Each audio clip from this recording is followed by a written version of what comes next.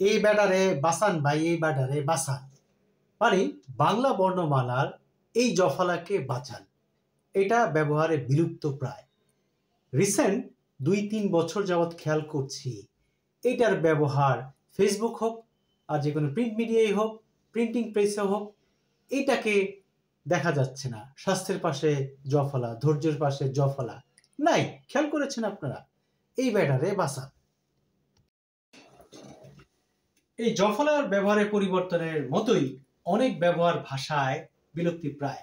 আমার প্রশ্ন হচ্ছে গিয়ে, ভাষার যে পরিবর্তনটাকে কিভাবে আপনি গ্রহণ করবেন? একটা হচ্ছে সময়ের প্রেক্ষাপটে পরিবর্তন হয়, ধীরে ধীরে অবচেতন মনে আপনি টের পেলেন না। কেন বলছি?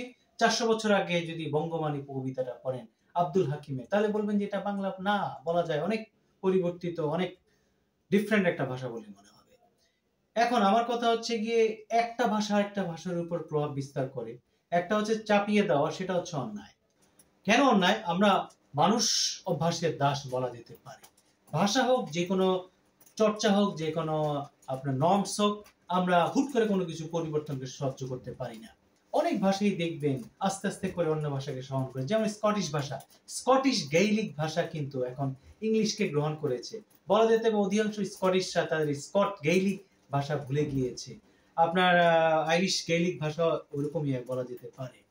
চায়নার যে মাঞ্চুরিয়ান ভাষাও তাই। মাঞ্চুরিয়ানরা বলতে গেলে মাঞ্চু ভাষা ভুলেই গিয়েছে, চাইনিজ ভাষাকে গ্রহণ করেছে। একটা হচ্ছে চাপিয়ে দেওয়া, আর একটা হচ্ছে গিয়ে আস্তে আস্তে গ্রহণ করা, সময়ের পরিবর্তনে, প্রয়োজনের কারণে সব অন্য ভাষাকে গ্রহণ করা। আপনি জেনে অবাক হবেন, বাংলায় যে শুধু রাষ্ট্রভাষা আন্দোলন হয়েছে তা কিন্তু না। উর্দুরও মুভমেন্ট হয়েছে 1850 সালে ভারতে, আপনার স্বাধীনতার পরে, মানে সিপাহী বিপ্লবের পরে।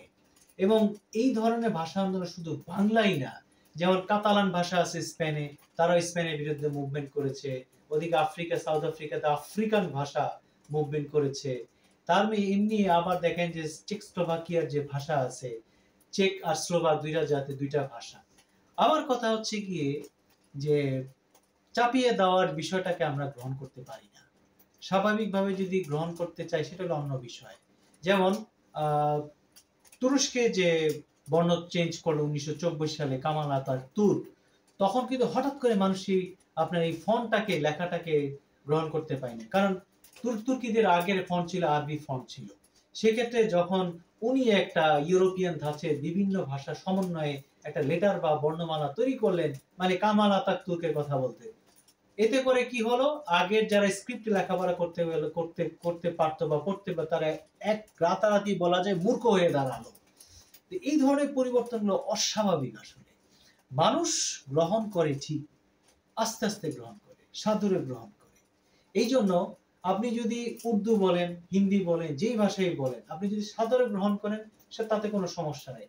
বৃহৎ গোষ্ঠী দেখা যায় যে অবচেতন মনে অন্য একটা ভাষাকে গ্রহণ করেছে বা নতুন কোনো ভাষা তৈরি করেছে। যেমন সাউথ আফ্রিকার আফ্রিকান ভাষা, এটা কিন্তু নতুন একটা ভাষা, নট আফ্রিকান এথনিক্যাল ভাষা। এটা হচ্ছে সাউথ আফ্রিকার সাদা যারা আছে, সাদা হোয়াইট ইউরোপিয়ানদের একটা তৈরি করা ভাষা। এখন গ্রহণযোগ্যতাটা ইম্পর্টেন্ট বেশি। গ্রহণযোগ্যতা যদি স্বাভাবিকতা হয়, আমাদের নিতে সমস্যা নেই। আমাদের এই যে ভাষাগত যে পরিবর্তন আসছে এখন, কেন বলছি? আমাদের বাংলা কিন্তু আপনার ব্রিটিশরা যখন আসে, ওই টাইমে কিন্তু বাংলা ভাষার উপরে আপনার আরবি ফার্সির অনেক প্রভাব ছিল। এবং হিন্দিতেও দেখা যাচ্ছে যে আপনার আরবি পার্সিয়ান ল্যাঙ্গুয়েজের প্রচন্ড প্রভাব ছিল। এগুলাকে কৃত্রিমতার সাথে চেঞ্জ করা হয়েছে পরিকল্পনা করে। 100 কি 150 বছরে ব্রিটিশরা আসার পর থেকে, এবং বিশেষ করে সিপাহী বিপ্লবের পর থেকে উর্দু ভাষার যে উপরে পরিবর্তন এসেছে। এবং ইভেন দেখবেন এই হিন্দি ভাষার যে আপনার স্ক্রিপ্ট বা বর্ণমালা দেবানাগরী, এই নাগরিকে কিন্তু আপনার রিসেন্ট গ্রহণ করা হয়েছে লৈখিক হিসাবে। কারণ উর্দু আর হিন্দির সাথে খুব একটা পার্থক্য নেই।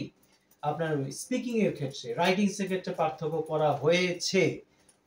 স্ক্রিপ্ট হিসেবে উর্দু স্ক্রিপ্ট অনেক আগে, হিন্দির দেবনাগরীর চেয়ে আগে। যদিও দেবনাগরী হয়তো আগে আবিষ্কার করা হয়েছিল, কিন্তু সার্বিকভাবে রাষ্ট্রীয়ভাবে গ্রহণ করেছে অনেক পরে। আপনি খেয়াল করবেন যে 1912 সালের আগে ব্রিটিশ ইন্ডিয়ার যে নোট, ব্যাংক নোটের মধ্যে হিন্দি দেবনাগরী আপনার কোন স্ক্রিপ্ট লেখা নেই। অন্যান্য লেখা ভাষা ছিল ওই নোটের মধ্যে, যেমন তামিলনাড়ু ছিল, তেলেগু ছিল, তারপর মালায়ালাম ছিল, বাংলা ছিল, ইংলিশ ছিল। হিন্দির দেবনাগরী স্ক্রিপ্ট ওই নোটের মধ্যে তখনও ছিল না। 12 সালের পরে থেকে তারা রাষ্ট্রীয়ভাবে উদ্যোগ নিয়ে স্ক্রিপ্টটাকে গ্রহণ করা হয়, যদিও এর আগের থেকেই একটা প্রসেসিং এ ছিল, কিন্তু রাষ্ট্রীয়ভাবে 12 সালের পরে থেকে গ্রহণ করা হয়। ভাষা মাতৃভাষা, মায়ের ভাষা। আমরা চাই না যে জোরপূর্বক আমাদের কেউ কেনে, সেটা যেই ভাষাই হোক। স্বাভাবিক পরিবর্তন গ্রহণ করা যেতে পারে, জোরপূর্বক ভাবে কোনো কিছুই না। আপনি যদি নিজের ভাষা চেঞ্জ করতে পারেন, জাতীয় চেঞ্জ করতে পারেন, অন্য জাতির সাথে মিশে গিয়ে, আপনার ব্যাপার।